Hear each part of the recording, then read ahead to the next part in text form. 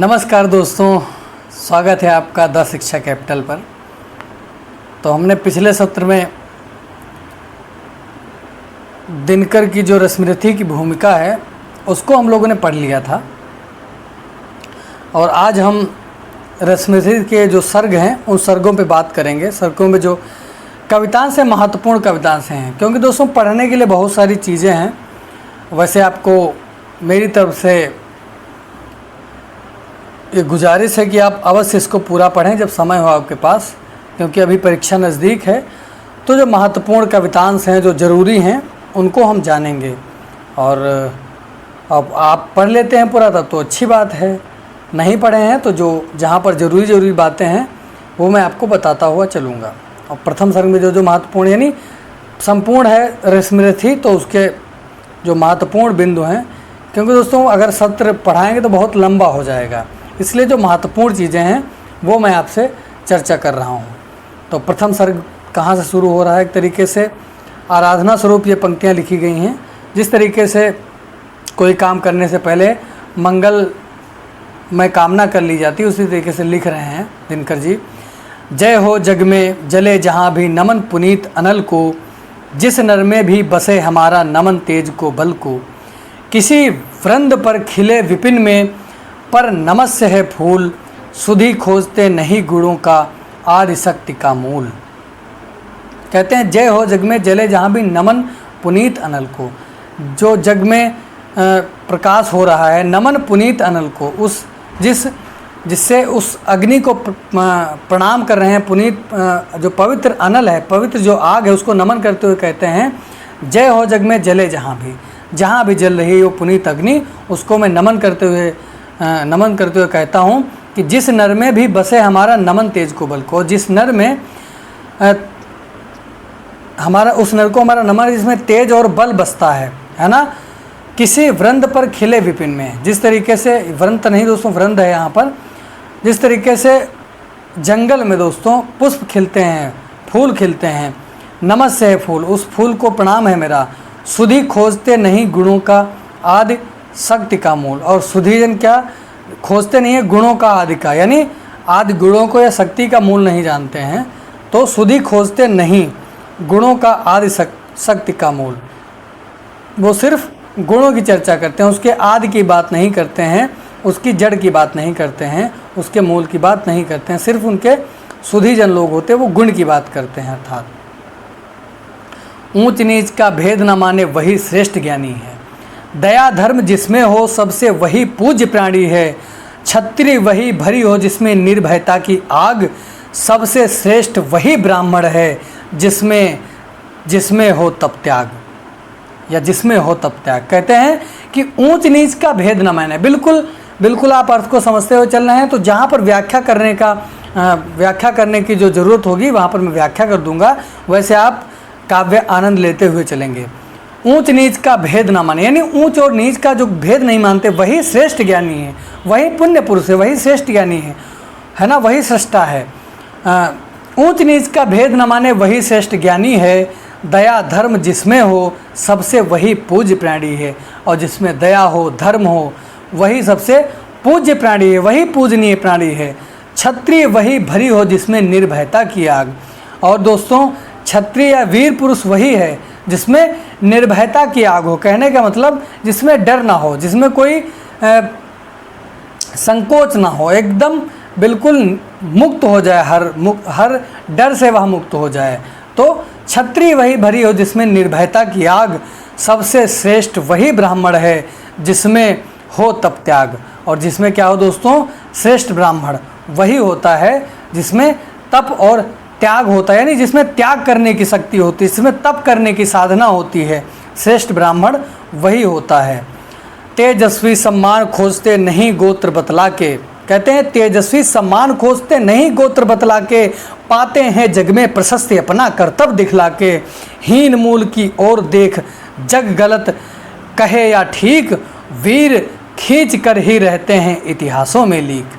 कहते हैं तेजस्वी सम्मान खोजते नहीं गोत्र बतलाकर, यानी जो तेजस्वी लोग होते हैं वो अपना जात नहीं बताते हैं कि मैं ब्राह्मण हूँ, मैं क्षत्रिय हूँ, मैं ये हूँ, मैं वो हूँ। तो कहते हैं जो तेजस्वी लोग होते हैं वह अपने गोत्र बतलाकर अपना सम्मान नहीं पाना चाहते हैं, पाते हैं जग में प्रशस्ति अपना कर्तव्य दिखलाकर।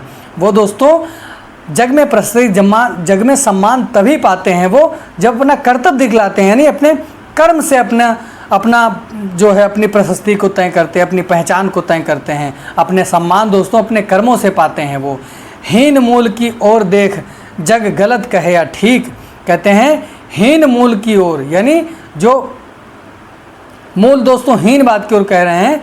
हीन मूल की ओर देख जग गलत कहे या ठीक, यानी हीनता की ओर देख करके मूल बात जग गलत कहे या ठीक, वीर खींच कर ही रहते हैं इतिहासों में लीक। और जो वीर पुरुष होते हैं, जो कर्मठ, जो निष्ठावान व्यक्ति होते हैं, है ना, तो कर्ण दोस्तों निष्ठावान पुरुष था, वो इतिहास में अपनी लीक खींच कर रहते हैं, यानी इतिहास में अपना नाम दर्ज करा कर रहते हैं। जिसके पिता सूर्य थे माता कुंती सती कुमारी, यानी कहते हैं सूत पुत्र था कर्ण, है ना, सूर्य का पुत्र था।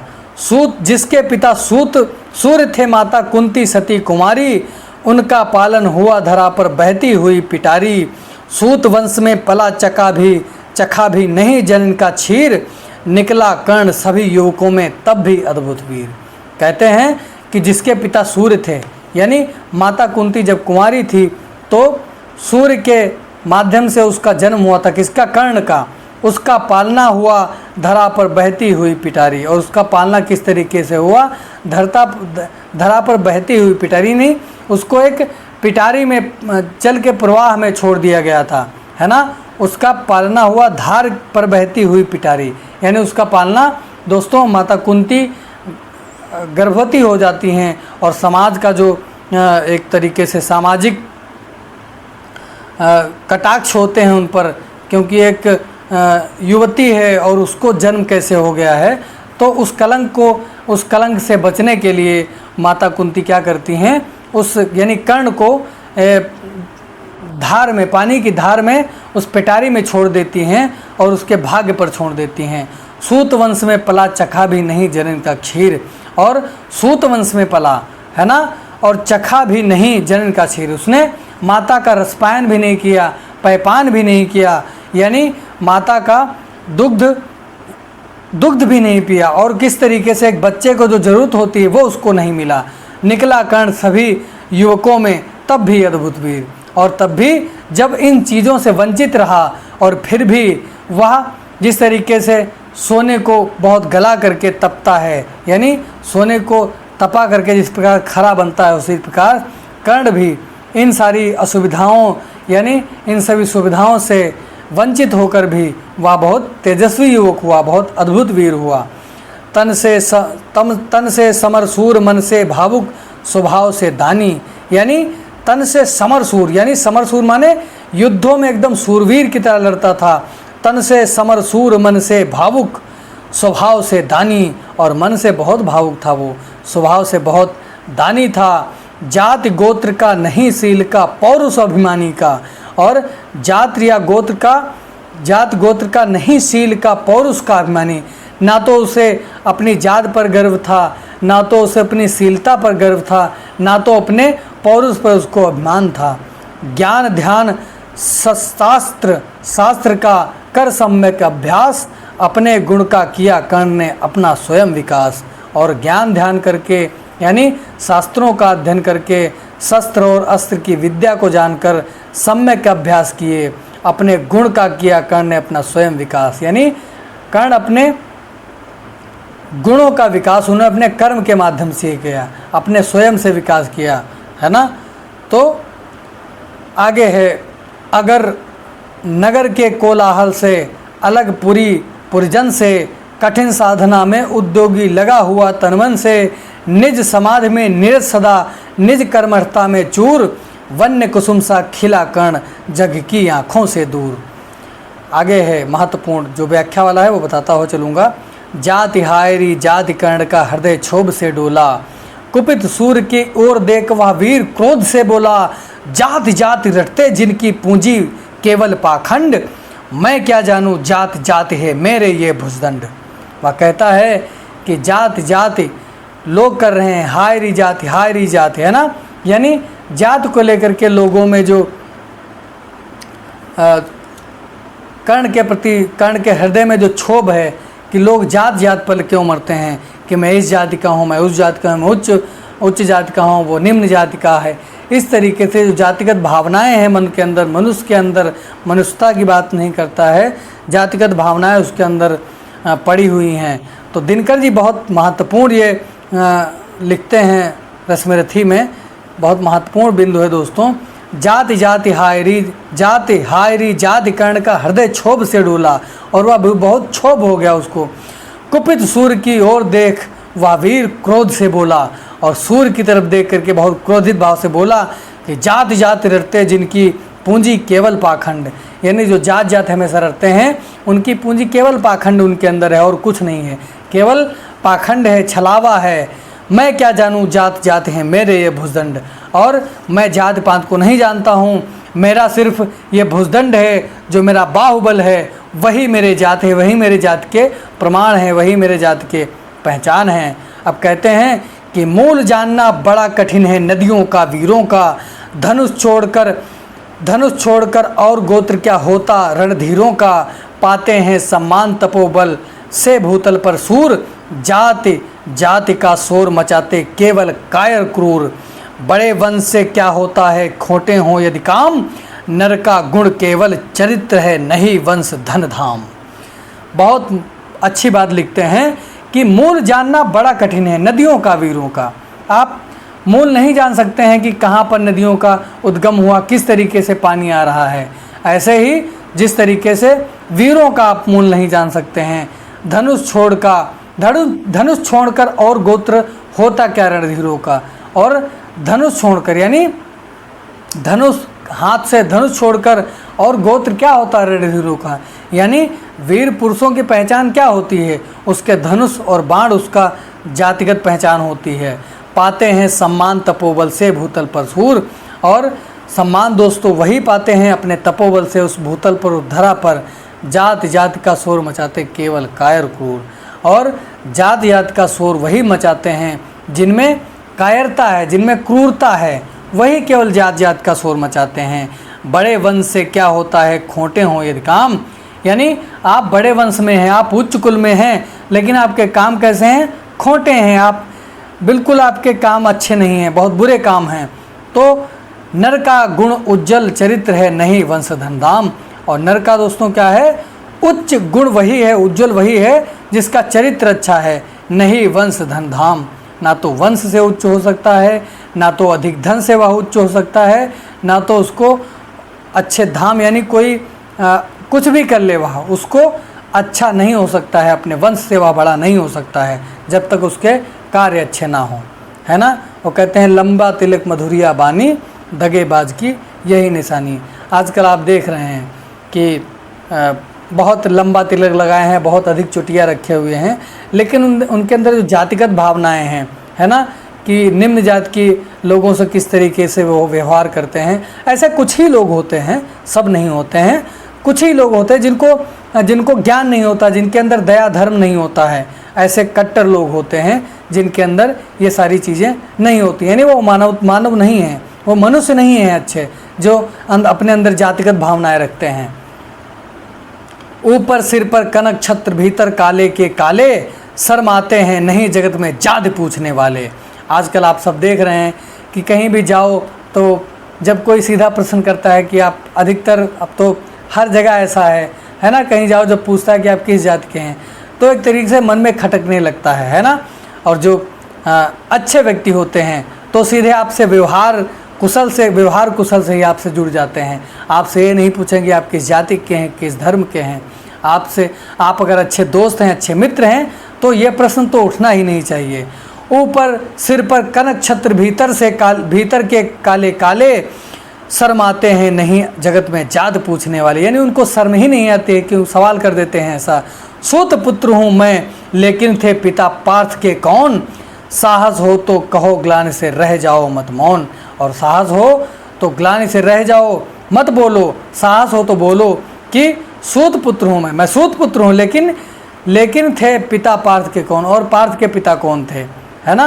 तो साहस हो तो कहो ग्लानि से रह जाओ मत मौन, और साहस हो तो कहिए, आप साहस है तो आप कहिए, ग्लानि से रह जाओ मत, तो ग्लानि मत करिए, मौन मत रहिए। अब द्वितीय सर्ग के कुछ महत्वपूर्ण बिंदु हैं, उनको देख लेंगे। शीतल विरल एक कानन शोभित अधितका के ऊपर, कहीं उत्स प्रस्वर्ण चमकते झरते, कहीं शुभ्र निर्झर। जहाँ भूमि समतल सुंदर है, नहीं देखते हैं पाहन। हरियाली के बीच खड़ा है विस्तृत एक उटज पावन। मुख में वेद, पीठ पर तर्कस, कर में कठिन कुठार विमल। साप और सर दोनों ही थे जिसका महान ऋषि के संबल। यह कुटीर है उसी महामुनि परशुराम बलशाली का, भृगु के परम पुनीत वंशधर व्रती वीर प्रणपाली का।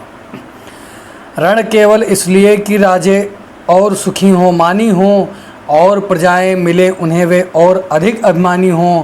रण केवल इसलिए कि वे कल्पित अभाव से छूट सकें, बढ़ें राज्य की सीमा जिससे अधिक जनों को लूट सकें। रण केवल इसलिए कि सत्ता बढ़े नहीं पत्ता डोले, भूपों के विपरीत न कोई कहीं कहीं कुछ भी बोले। ज्यों ज्यों मिलती विजय अहम नरपति का बढ़ता जाता है, और जोर से वह समाज पर सिर पर चढ़ता जाता है। कहते हैं रण केवल इसलिए कि सत्ता बढ़े, यानी रण केवल इसलिए होते हैं, युद्ध इसलिए होते हैं कि सत्ता बढ़े, नहीं पत्ता डोले, और कहीं पर भी पत्ता तक नहीं डोले। भूपों के विपरीत न कहीं कोई भी कुछ बोल सके। एक तरीके से बहुत महत्वपूर्ण है। आजकल के जो राजनीतिक परिदृश्य है उसको देख करके आप इस पंक्तियों को महसूस कर सकते हैं, इन पंक्तियों को सोच सकते हैं कि रण केवल इसलिए कि सत्ता बढ़े नहीं पत्ता डोले, भूपों के विपरीत न कोई भी कहीं कुछ भी बोले। आजकल देखिए सत्ता के विपरीत आप सवाल नहीं कर सकते हैं, है ना। सत्ता के विपरीत यदि आप सवाल करते हैं तो आप एक कैटेगरी में खड़े कर दिए जाते हैं। आप पे बहुत सारे प्रतिक्रियाएं की जाती हैं। उन सत्ताधीश हैं, जो कुर्सियों पर बैठे हुए लोग हैं, वो आपका किस तरीके से मुंह बंद कर देते हैं। ज्यों ज्यों मिलती विजय अहम नरपति का बढ़ता जाता है, और जैसे जैसे विजय मिलती है, जैसे जैसे वो समझ लो विजय प्राप्त करते जाते हैं, अहम नरपति का बढ़ता जाता है। यानी जो वीर पुरुष हैं, जो ऐसे लोग हैं अहंकारी लोग, उनका जो है अहंकार बढ़ता जाता है, और जोर से वह समाज सिर पर चढ़ता जाता है, और वह समाज पर सिर पर चढ़ने लगता है, समाज के सिर पर चढ़ने लगता है। कुल मिलाकर जो बातें जो सत्ता सवाल से किए जाते हैं उनको बोलने नहीं दिया जाता है। अब आगे लिखते हैं कि वही वीर वही है जो कि शत्रु पर जब भी खड्ग उठाता है, मानवता के महागुणों की सत्ता भूल न जाता है। सीमित जो रख सके खड्ग को, पास उसी को आने दो। विप्र जाति के सिवा किसी को मत तलवार उठाने दो। विप्र जाति माने जो श्रेष्ठ जन हैं, जो श्रेष्ठ प्रजाति के सिवा किसी को मत तलवार उठाने दो, है ना। विप्र जाति क्या है दोस्तों, इसको देख लेते हैं हम। विप्र जन मतलब ब्राह्मण लोग। तो वीर वही है जो कि शत्रु पर जब भी खड्ग उठाता है। वीर वही है दोस्तों जो शत्रु पर खड्ग उठा लेता है। मानवता के महागुणों की सत्ता भूल न जाता है। सीमित जो रख सके खड्ग को, पास उसी को आने दो, है ना। विप्र जाति के सिवा किसी को मत तलवार उठाने दो। आगे लिखते हैं, हाय कर्ण तू क्यों जन्मा था, जन्मा तो क्यों वीर हुआ। कवच और कुंडल भूषित भी तेरा अधम शरीर हुआ। धंस जाए वह देश अतल में, गुण की जहाँ नहीं पहचान। जाति गोत्र के बल से ही आदर पाते हैं जहाँ सुजान। एक तरीके से सवाल कर रहे हैं दिनकर जी। कहते हैं हाय कर्ण तू क्यों जन्मा था, है ना, कि हाय कर्ण तू क्यों जन्मा था, जन्मा तो क्यों वीर हुआ, और जन्मा तो क्यों वीर हुआ, क्यों तुमने वीर पुरुषत्व को धारण किया। कवच और कुंडल भूषित भी तेरा अधम शरीर हुआ, और कवच और कुंडल से भूषित या तेरा जो अधम शरीर है वह तेरा शरीर बलिष्ठ हुआ। धस जाए वह देश अतल में, गुण की जहाँ नहीं पहचान। कहते हैं वह देश दोस्तों अतल में चला जाए, पाताल में चला जाए, जिनको गुण की पहचान नहीं है, जिनको गुण की कोई भी शुद्ध नहीं है, कोई भी उनको पहचान नहीं है। जाति गोत्र के बल से ही आदर पाते हैं जहाँ सुजान। और वे लोग जो जाति और गोत्र के बल से ही सदा आदर पाते हैं, सदा सम्मान पाते हैं, है ना।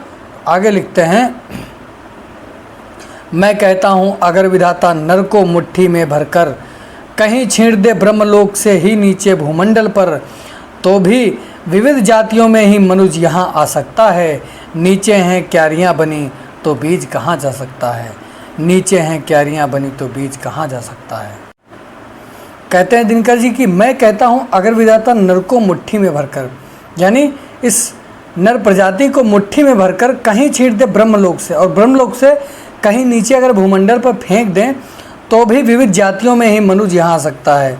तो भी दोस्तों विविध जातियाँ हो सकती हैं। क्यों? क्योंकि नीचे हैं क्यारियाँ बनी तो बीज कहाँ जा सकता है।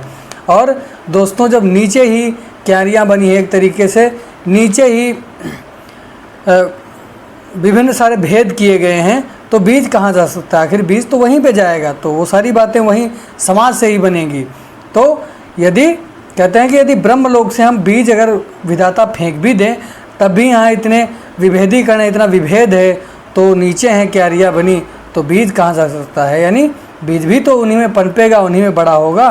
तो जैसा जहाँ पर जैसा बीज पड़ेगा वो वैसा ही होगा, है ना। जहाँ पर जैसा समाज होगा वहाँ पर वैसे ही आदमी बन जाएंगे। कौन जन्म लेता किस कुल में आकस्मिक ही है यह बात, छोटे कुल पर किंतु यहाँ होते तब भी कितने आघात।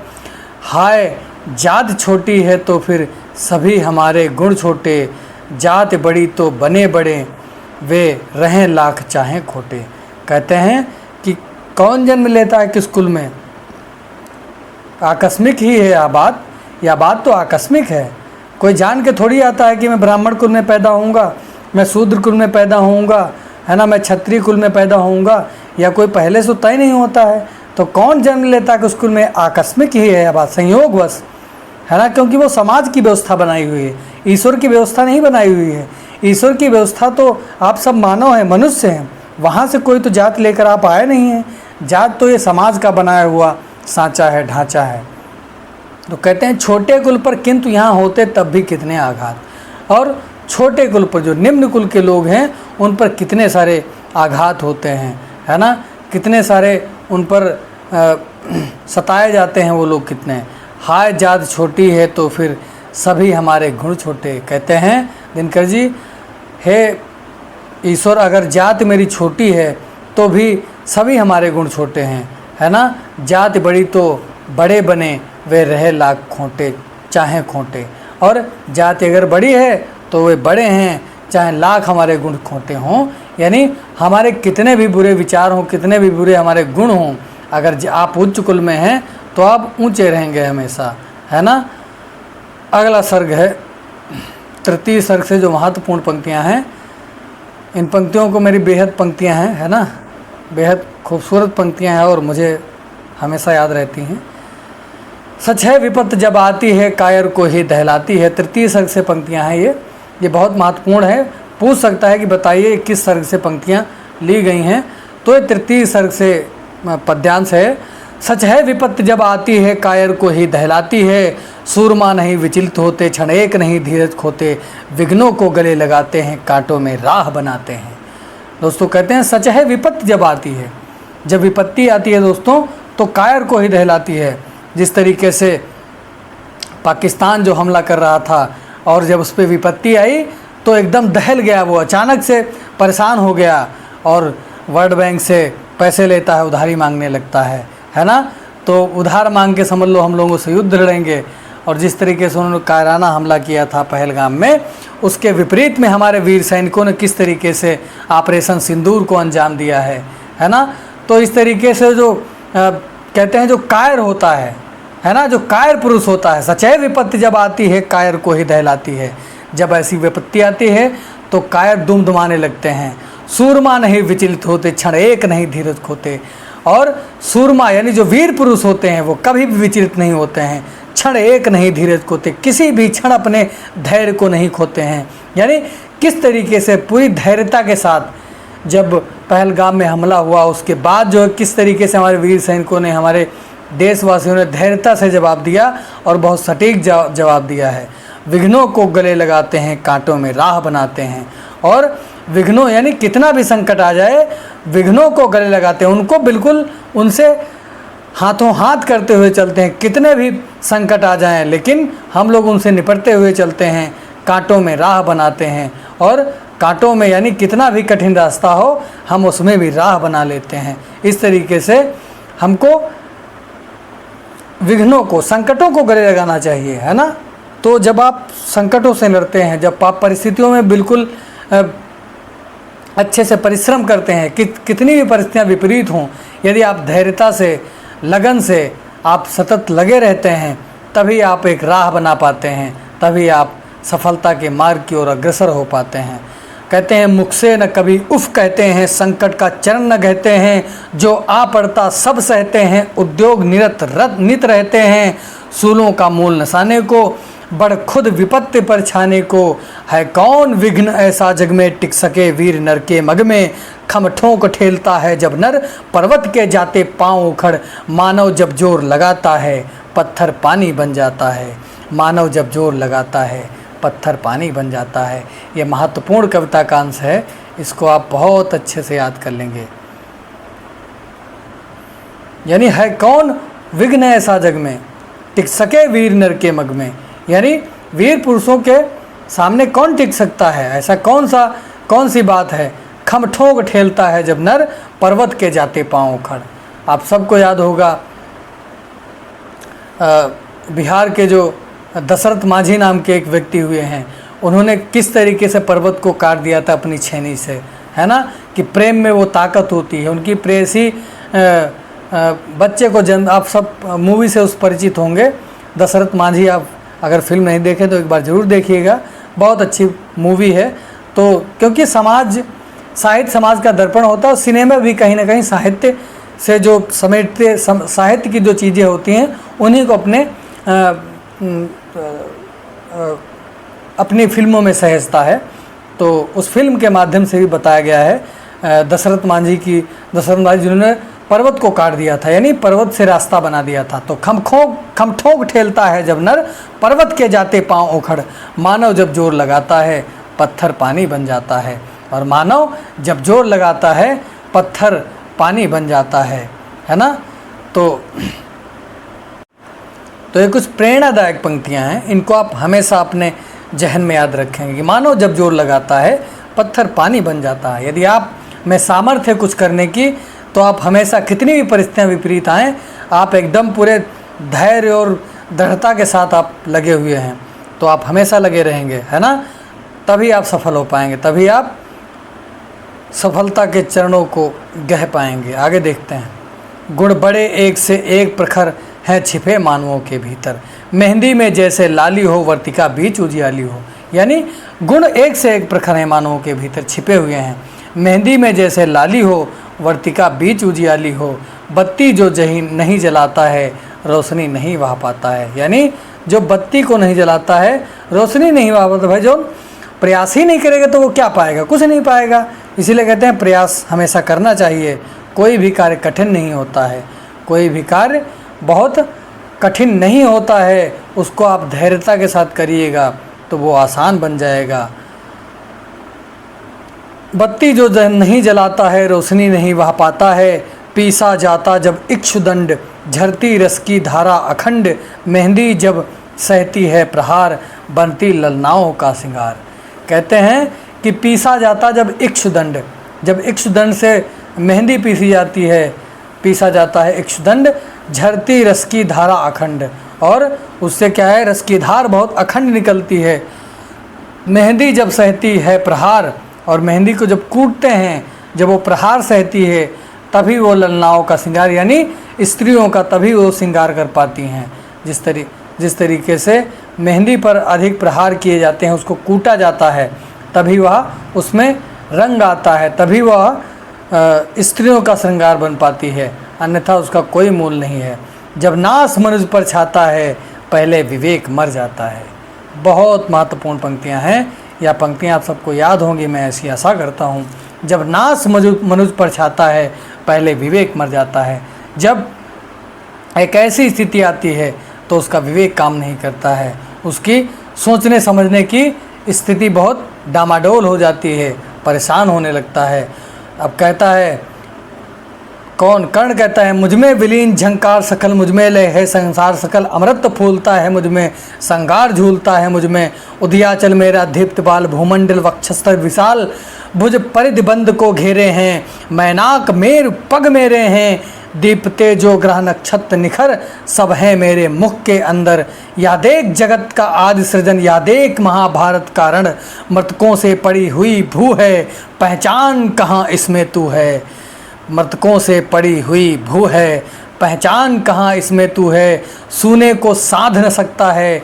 अर्जुन से कह रहे हैं सूने को साध न सकता है, वह मुझे बांध कब सकता है, याचना नहीं अब रण होगा, जीवन जय या कि मरण होगा, जीवन जय या कि मरण होगा। सोचो क्या दृश्य विकट होगा, रण में जब काल प्रकट होगा, बाहर शोणित की तप्त धार, भीतर विधवाओं की पुकार, निरसन विशस्न बिल लाएंगे, बच्चे अनाथ चिल्लाएंगे, कुछ राज्य समर्पण करता हूँ, साम्राज्य समर्पण करता हूँ, यस मुकुट मान सिंहासन ले, बस एक भीख मुझको दे दे, कौरव को तज रण रोक सके। आप कह रहे हैं अर्जुन कि कौरवों को तज रण रोक सके, भूखा हर भावी सोख सके, भूखा हर भावी सोख सके, यानी भूमि का जो हर संदेश है भविष्य का वो शोक ही है। पत्थर की छाती फटी नहीं, कुंती तब भी तो कटी नहीं, राधा को छोड़ भजूं किसको, जननी है वही तजूं किसको, सिर पर कुलीनता का टीका, भीतर जीवन रस का फीका, भीतर जीवन का रस फीका, मित्रता बड़ा अनमोल रतन, कब इसे तोल सकता है धन। कहते हैं मित्रता बड़ा अनमोल रतन, कब इसे तोल सकता है धन, धरती की तो क्या है विषाद, आ जाए जब वह खुंट हाथ, उसको भी निछावर कर दूं, कुरपति के चरणों फर धर दूं, जीवन को मूल समझता हूँ, धन को मैं धूल समझता हूँ, धन को मैं धूल समझता हूँ। ये कर्ण कह रहा है कि जीवन का मूल समझता हूँ, मैं जानता हूँ जीवन का मूल क्या है, जीवन की मूल्य क्या है, जीवन की सच्ची पहचान क्या है। धन को मैं धूल समझता हूँ, धन को मैं धूल समझता हूँ, है ना। तो आगे लिखते हैं धनराशि जोगना लक्ष्य नहीं, साम्राज्य भोगना लक्ष्य नहीं। मेरा लक्ष्य या ध्येय यह नहीं कि मैं राज्य को भोगूं, राज्य में विलासीपूर्ण जीवन जीऊं। धनराशि जोगना लक्ष्य नहीं, साम्राज्य भोगना लक्ष्य नहीं। प्रासादों के कनकाभ शिखर, होते कबूतरों के ही घर, महलों में गर्म न होता है, कंचन पर कभी न सोता है। रणखेत पाटना है मुझको, अहिपास काटना है मुझको, यानी इस रणखेत को मुझे पाटना है, मैं अपनी वीरता से सबको नष्ट कर दूंगा। अहिपास काटना है मुझको और अहिपास को मुझे काटना है। अगली जो पंक्तियाँ हैं वो चतुर्थ सर्ग से हैं, इसको हम पढ़ेंगे, इसको हम जानेंगे कि चतुर्थ सर्ग में कौन कौन सी महत्वपूर्ण पंक्तियाँ हैं। चतुर्थ सर्ग की कुछ जो महत्वपूर्ण कवितांश उसको देखते हैं। नरता का आदर्श तपस्या के भीतर फलता है, देता वही प्रकाश आग में जो अभीत जलता है। यानी कि जो नरता का आदर्श क्या है दोस्तों, जब तपस्या के भीतर पलता है, जो तपस्या से पल्लवित होता है, पुष्पित होता है, देता वही प्रकाश आग में जो अभीत जलता है, और प्रकाश वही दे पाता है, यानी समाज में प्रकाश वही फैलाता है जो स्वयं में प्रकाशित होता है, जो स्वयं जानता है खुद को अच्छे से। देता वही प्रकाश आग में जो अभीत जलता है। प्रण करना है सहज कठिन है, लेकिन उसे निभाना। यानी आप कोई प्रण कर लेते हैं, उसको प्रण लेना तो सरल होता है ना। कहते हैं प्रेम करना यहाँ, प्यार करना यहाँ जितना आसान है, उतना मुश्किल निभाना है इस दौर में। आप वादा तो कर लेते हैं, लेकिन उसको निभाने की जो प्रवृत्ति होती है, जो निभाने का जो समय होता है, उसे निभाना बहुत कठिन होता है। यानी प्रण करना है सहज, यानी कोई आप प्रण करते हैं तो वो बहुत सरल होता है, प्रतिज्ञा आप ले लेंगे कि हमको ये करना है। कठिन है लेकिन उसे निभाना, यानी उसको निभाना उतना ही कठिन होता है जितना सहज। आप अपनी सहजता से जो कह देते हैं उसको करना बहुत कठिन हो जाता है। प्रण करना है सहज कठिन है, लेकिन उसे निभाना सबसे बड़ी जांच है व्रत का अंतिम मोल चुकाना।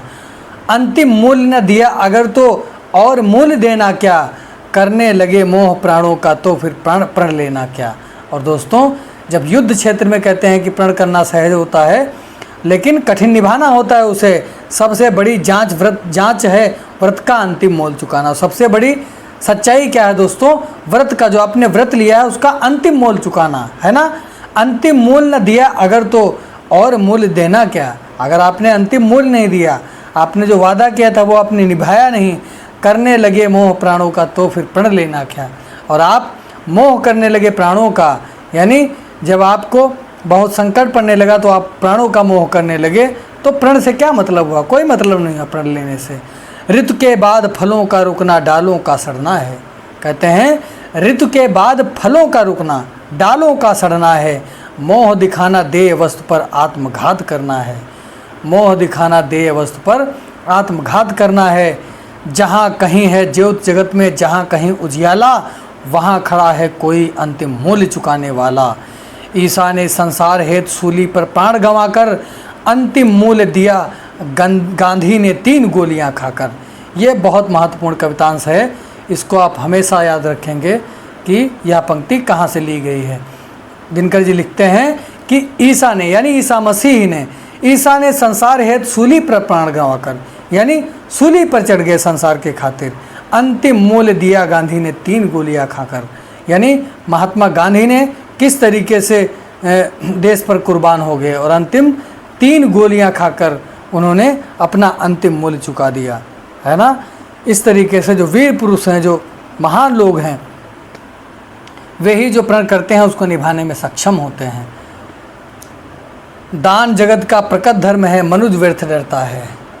यानी कर्ण दानी था तो कहते हैं कि दान जगत का प्रकट धर्म है, या तो प्रकृति का, मनुष्य का गुण होना चाहिए, प्रकट धर्म है। मनुष्य व्यर्थ डरता है, मनुष्य बेकार में डरता है।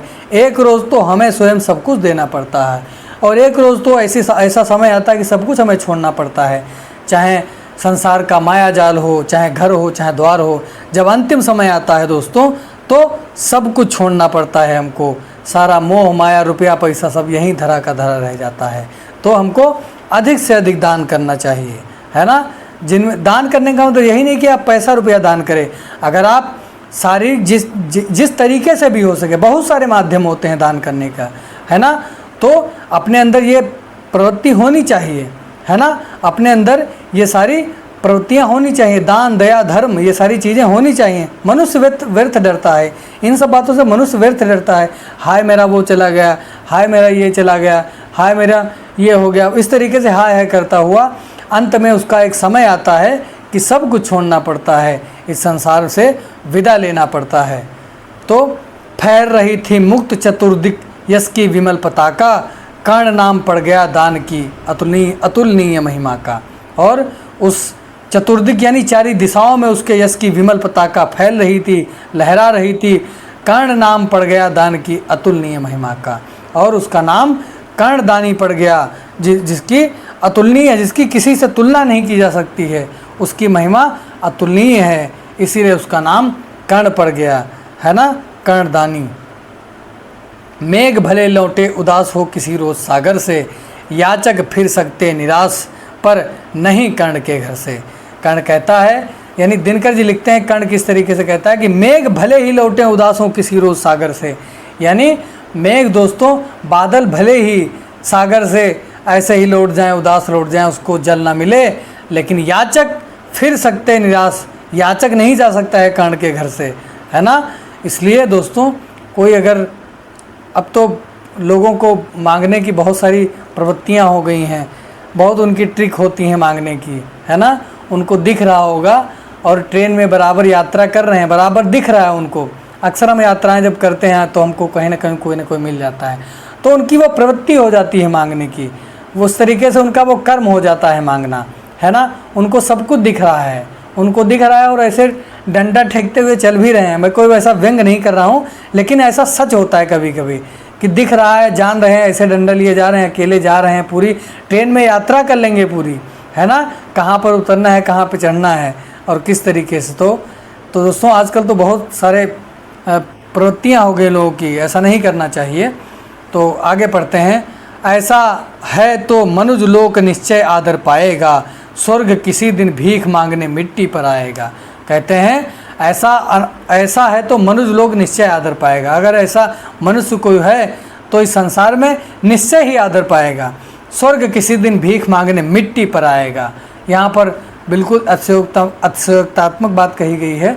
स्वर्ग किसी दिन भीख मांगने मिट्टी पर आएगा, है ना। धन्य हमारा सुयस आपको खींच वहीं पर लाया, स्वर्ग भीख मांगने आज सच ही मिट्टी पर आया। और जिस तरीके से कर्णदानी है उस तरीके से बता रहे हैं, धन्य हमारा सुयस आपको खींच वहीं पर लाया, यानी धन्य है हमारा सुयस, हमारा जो यश है आपको इस महिमा ने धरती पर खींच कर लाया है। स्वर्ग भीख मांगने आज सच ही मिट्टी पर आया। और ऐसा लगता है कि जैसे स्वयं स्वर्ग से, यानी जो स्वर्ग जो है वो भीख मांगने आया है इस मिट्टी से। अतः आपने जो मांगा है दान वही मैं दूंगा, शिव दधीच की पंक्ति जग में ऐस न लूँगा, यानी शिव दधीच की पंक्ति छोड़कर जग में ऐस न लूँगा। कहते हैं आपने जो मांगा था, यानी जो उसके गुरु ने मांग लिया है, और जो दान मांगने वाले लोग हैं, अतः आपने जो मांगा है दान वही मैं दूंगा, मैं वही दान दूंगा जो आपने मांगा है। शिव दधीच, यानी शिवी और दधीच आप सब जानते होंगे, जो उत्तर प्रदेश में रहने वाले लोग हैं और भी जहाँ के लोग जानते हैं महर्षि दधीच के बारे में, जिन्होंने पढ़ा हुआ होगा। तो मिश्रिक जो क्षेत्र है, मिश्रिक पुण्य धाम है जहाँ पर उन्होंने अपनी अस्थियों को दान कर दिया था असुरों को मारने के लिए। तो उसी क्रम में अपनी कहता है कि शिव दधीच की पंक्ति छोड़कर उनके विरासत में जो हमारे पुरखे हैं जो वो दान करके गए हैं, उस जग में ऐस न लूँगा, मैं ऐसा करके ऐस नहीं लेना चाहूँगा। मैं भी उन्हीं की संतान हूँ, मैं भी उन्हीं की परंपरा में आने वाला व्यक्ति हूँ, तो मैं ऐस नहीं लूँगा। बिल्कुल आप जो मांग रहे हैं वह मैं देने के लिए तैयार हूँ। एक बाज का पंख तोड़ करना अभय पर अपर को, सुर को शोभे भले नित्य नहीं शोभती नर को। और पार्थ यदि बिना लड़े ही जय के लिए विकल हैं, तो कहता हूँ इस जग का भी एक उपाय सरल है। कहिए उसे मोम को मेरी एक मूर्ति बनवाए, और काटकर उसे जगत में कर्ण जयी कहलाए। समझ नहीं पड़ती विरंच की बड़ी जटिल माया है, समझ नहीं पड़ती विरंच की बड़ी जटिल है माया। सब कुछ पाकर भी मैंने या भाग्य दोष क्यों पाया। फिर कहता हूँ नहीं व्यर्थ राधे यहाँ आया है। फिर कहता हूँ नहीं व्यर्थ राधे, माने कर्ण को राधे भी कहा गया है। राधे मतलब राधा का जो राधा से जाया हुआ है ना। फिर कहता हूँ नहीं व्यर्थ राधे यहाँ आया है, एक नया संदेश विश्व हित के वह भी लाया है। यानी कर्ण जो है वह भी एक नया संदेश देने के लिए अवतरित हुआ है। मैं उनका आदर्श जिन्हें कुल गौरव ताड़ेगा, निज वंश जन्मा कहकर जिनको जग धिक्कारेगा। जो समाज के विषम वहीन में चारों ओर जलेंगे, पग पग पर झेलते हुए बाधा निस्सीम चलेंगे। मैं उनका आदर्श कहीं जो व्यथा न खोल सकेंगे, पूछेगा जग किंतु पिता का नाम न बोल सकेंगे। कर्ण धर्म होगा धरती पर बल से नहीं मुकरना, यानी कर्ण का धर्म क्या होगा दोस्तों, बलि पर यानी बलिदान देने पर मुकरता नहीं है। कर्ण धर्म होगा धरती पर, यानी कर्ण के द्वारा एक धर्म चलेगा धरती पर कि बलि से नहीं मुकरना, यानी जब प्राणों की आहुति देनी हो तो उससे कभी हमको नहीं मुकरना चाहिए। कर्ण धर्म होगा धरती पर बल से नहीं मुकरना, जीना जिस अप्रन तेज से उसी शान से मरना। और जिस तरीके से जिस तेज युक्त जीवन को जीना चाहिए उसी शान से मरना भी चाहिए। कहते हैं कि वीर पुरुष कैसे कहता है कि आलाखंड में लिखते हैं 12 बरस लिकूकर जीवे और 13 लय जिए सियार, बरस 18 छत्री जीवे आगे जीवन को धिक्कार। आगे पढ़ते हैं, अब जाकर कहिए कि पुत्र मैं वृथा नहीं आया हूँ, अर्जुन तेरे लिए कर्ण से विजय मांग लाया हूँ। कहते हैं अब जाकर कहिए कि पुत्र मैं वृथा नहीं आया हूँ, अर्जुन तेरे लिए कर्ण से विजय मांग लाया हूँ। तेरे महातेज के आगे मलिन हुआ जाता हूँ, कर्ण सत्य ही आज स्वयं को बड़ा क्षुद्र पाता हूँ। अर्जुन कह रहे हैं ये, पर पुत्र प्रेम में आया था छल ही करने को, जानबूझकर कवच और कुंडल तुझसे हरने को। तू दानी मैं कुटिल प्रवंचक, तू पवित्र मैं पापी, तू देकर भी सुखी और मैं लेकर भी परितापी। तू पहुँचा है जहाँ कर्ण देवत्व न जा सकता है, इस महान पद को भी मानव ही पा सकता है। देवराज बोले कि कर्ण, यदि धर्म तुझे छोड़ेगा, निज रक्षा के लिए नया संबंध कहाँ जोड़ेगा। तू मांगे कुछ नहीं किंतु मुझको अवश्य देना है, मन का कठिन बोझ थोड़ा सा हल्का कर लेना है। अब पंचम सर्ग से कुछ महत्वपूर्ण पंक्तियां हैं। राधेय सांध्य पूजन में ध्यान लगाए, था खड़ा विमल जग में युग बाहु उठाए। तन्मय रवि का अप्रतिम तेज जगता था, दीपित दीपित ललाट अपराक सदस लगता था। राधा का सुत तू कहीं नहीं तन मेरा है, जो धर्मराज का वही वंश तेरा है। तू नहीं सूत का पुत्र राजवंशी है, अर्जुन समान कुल का ही अंशी है। पर मैं कुमारिका थी जब तू आया था, अनमोल लाल मैंने असमय पाया था। बेटा धरती पर बड़ी दीन है नारी, अबला होती है सचमुच योषिता कुमारी। अब माता कुंती किस तरीके से कह रही हैं, पर मैं कुमारिका थी जब तू आया था, अनमोल लाल मैंने असमय पाया था। बेटा धरती पर बड़ी दीन नारी है, अबला होती सचमुच योषिता कुमारी है। थी चाह पंख का मन प्रक्षालित कर लूँ, मरने से पहले तुझे अंक में भर लूँ। पर हाय हुआ ऐसा क्यों वाम विधाता, मुझ वीर पुत्र को मिली भीरु क्यों माता।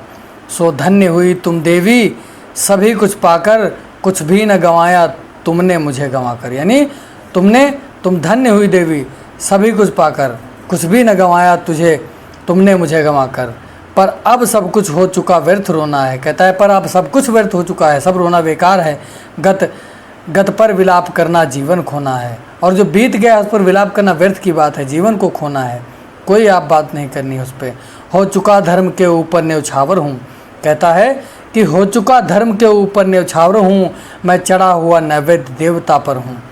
पर हाय सत्य मेरा न समय पर लाई, माता सचमुच तुम बड़ी देर कर आई। अतएव न्यास अंचल का ले न सकूँगा, पर तुम्हें रिक्त जाने भी दे न सकूँगा। पर तुमको मैं खाली हाथ नहीं जाने दूँगा। यानी मैं तुम्हारा अंचल तो नहीं भर सकता हूँ, लेकिन मैं तुम्हें खाली भी नहीं जाने दूँगा। मैं एक खेल फिर जग को दिखलाऊँगा, जय छोड़ तुम्हारे पास चलाऊँगा। जग में जो भी निर्दिलित प्रताड़ित जन है, जो भी विहीन है, निंदित है, निर्धन है, या कर्ण उन्हीं का सखा बंधु सहचर है। विधि के विरुद्ध ही उसका रहा समर है एक पंथ कोई जीते या हारे, खुद मरे या कि बढ़कर दुश्मन को मारे।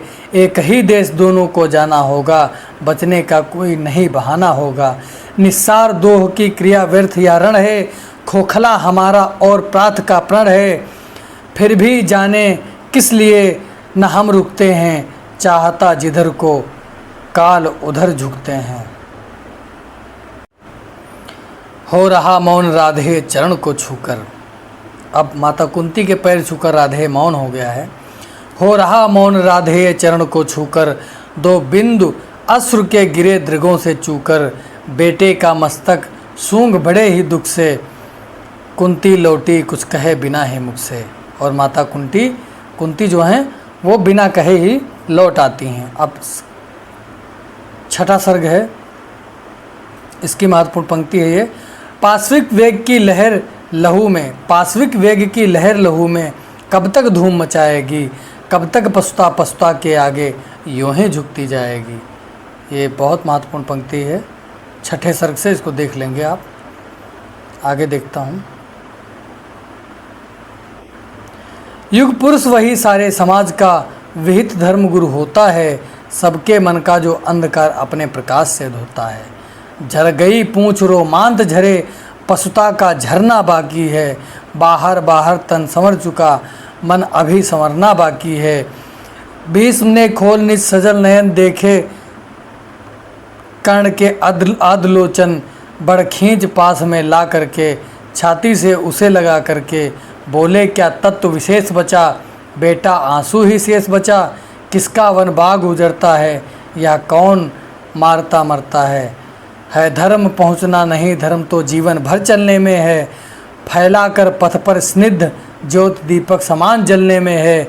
इसलिए ध्येय में नहीं धर्म तो सदा निहित साधन में है।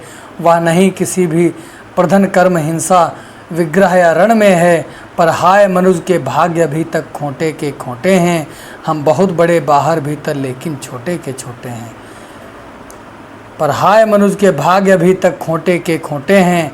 हम बड़े बहुत बाहर से भीतर लेकिन छोटे हैं छोटे। कहते हैं ऊंचे पकवान फीके पकवान, ऊंचे पकवान और फीके पकवान, ऊंचे मकान और फीके पकवान। मुसीबत को नहीं जो झेल सकता है, निराशा से नहीं जो खेल सकता है। ये महत्वपूर्ण पंक्ति थी। जो कुछ महत्वपूर्ण पंक्तियां हैं, एक तरीके से दृष्टि में जो अंश है उसको पढ़ता हूँ। दृष्टि में भी बहुत दिया है, आगे देखता हूँ। सप्तम सर्ग अंतिम सर्ग की जो कुछ पंक्तियां हैं उसको देखता हूँ। नमन उनको गए जो स्वर्ग मरकर, कलंकित शत्रु को निज को अमर कर। मही का सूर्य होना चाहता हूँ, विभा का तूर्य होना चाहता हूँ। यानी इस धरती का सूर्य होना चाहता हूँ, विभा का तूर्य होना चाहता हूँ। समय को चाहता हूँ दास करना, अभय हो मृत्यु का उपहास करना। भुजा की थाह पाना चाहता हूँ, हिमालय को उठाना चाहता हूँ। कुछ जुटा रहा समान खंडल में सोपान बहाने को, कुछ जुटा रहा सामान खमंडल में सोपान उठाने को। ये 4 पुल फेंके मैंने ऊपर की राह सजाने को। कहूँ जो पाल उसको धर्म है यह, हनन कर सत्व का सत्कर्म है यह।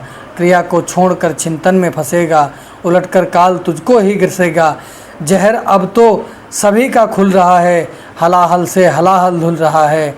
न तत्वों की तनिक परवाह जिसको, सुगम सर्वत्र ही है राह जिसको। गगन में जो अभय हो घूमता है, विभा की उर्मियों पर झूलता है। समय की सील सचमुच है गहन है, समझ पाता नहीं कुछ क्लांत मन है।